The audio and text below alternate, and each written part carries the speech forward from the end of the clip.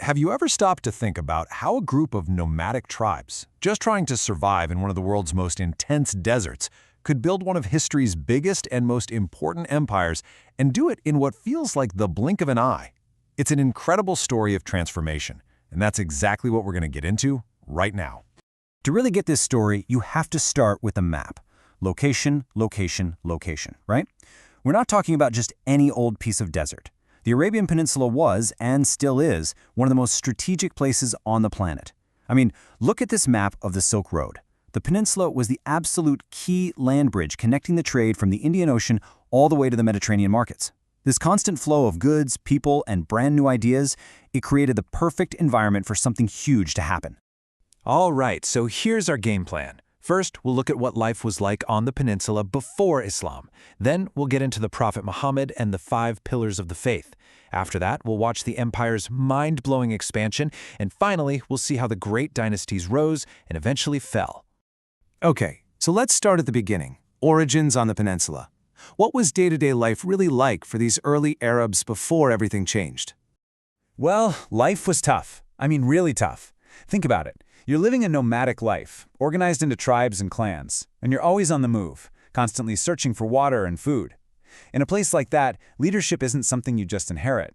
It goes to sheikhs, who are chosen by a council of elders. But the thing that really started to connect all these scattered groups wasn't a king or an army, it was money. It was trade. These massive caravans became the economic lifeblood of the whole peninsula. And this idea of a sheikh is so important to understand. He wasn't a king with absolute power. He was a leader chosen by his community, by the elders, to guide the tribe. That tells you a lot about their society, right? It was built on consensus, on everyone depending on each other. Because, well, out in the desert, you just couldn't survive any other way.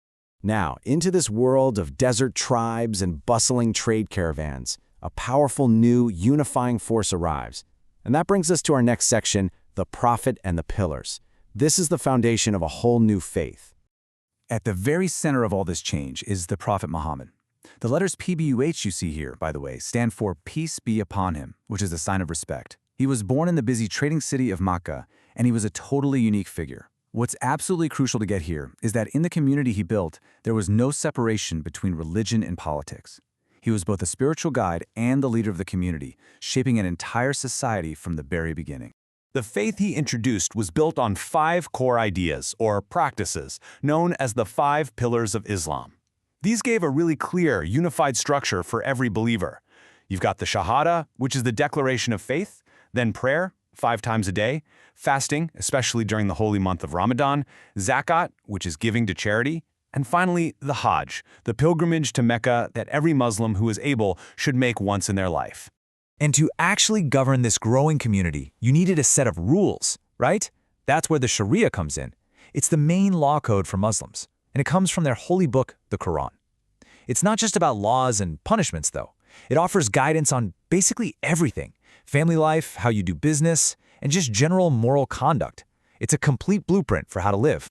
So, with the foundations of faith and law now in place, the stage was set for a period of growth that is almost impossible to believe.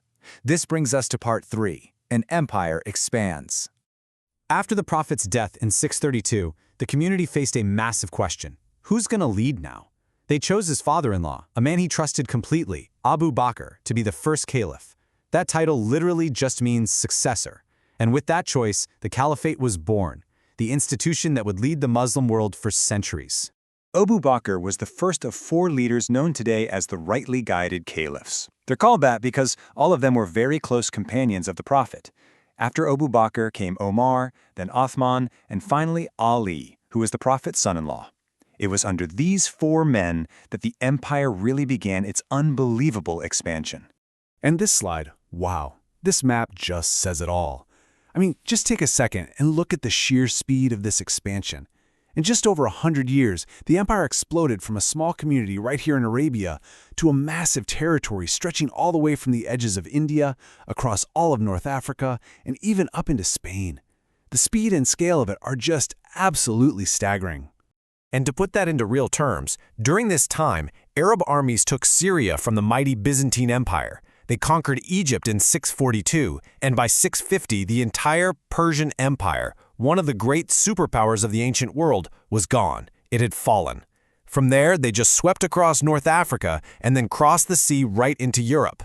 Then, in the year 661, there was a major turning point. The Umayyad dynasty came to power and they changed the game. They did two really important things. First, they made the caliphate hereditary, meaning power was passed down within their family, which was a huge shift. And second, they moved the capital out of the Arabian Peninsula to the more central strategic city of Damascus. Now, the Umayyad expansion kept going, pushing farther and farther into Europe. But in the year 732, at a place called the Battle of Tours, in what is now France, that advance was finally stopped. Historians often point to this battle as the high water mark of the empire's push into the west. So, as that era of non-stop conquest started to wind down, a whole new chapter began. Let's get into our final section, Dynasties and Decline. This is where the focus shifts from conquering land to running an empire, creating culture, and dealing with all sorts of internal problems. In 750, the Umayyads were overthrown and the Abbasid dynasty took over. This chart here does a great job of showing the difference. Where the Umayyads were all about military expansion, the Abbasids, from their brand new capital in Baghdad, turned their focus inward. They were all about building a complex government, boasting trade, and creating a golden age of culture and learning, a completely different approach. And their new capital, Baghdad, was the beating heart of this whole new era. It wasn't just a political center. It was designed to be a global hub for commerce, just as it says here. It became the critical connection point for trade between Asia, Africa, and Europe. It was truly a global city. The absolute peak of this Abbasid era came during the reign of Caliph Harun al-Rashid. His time on the throne is remembered as the empire's golden age. It was a period that became legendary for its wealth, its amazing support for art and science, and its focus on charity and education. But as is so often the case, even at its absolute brightest, the cracks were starting to show. After Harun al-Rashid died, his sons went to war over who would take over, and they nearly destroyed Baghdad in the fighting. Financial corruption got totally out of control, rebellions started popping up, often led by non-Arabs who felt they were being left out, and at the same time, you had new rival powers like the Fatimids in Egypt and the Seljuk Turks getting stronger. So the most important thing to take away from all this is that the empire's decline wasn't really caused by some big outside enemy. The problems that brought it down were internal. After centuries of incredible success, this huge Abbasid empire began to rot from the inside out, torn apart by corruption, infighting, and rebellion. And this whole story leaves us with a really powerful and timeless question. When you look at the corruption and the internal fights that brought down this incredible empire, you have to ask yourself, what is it, really, that triggers people to finally rise up and revolt against their own leaders? It's a question that has been asked over and over again all through history, and it's just as relevant today.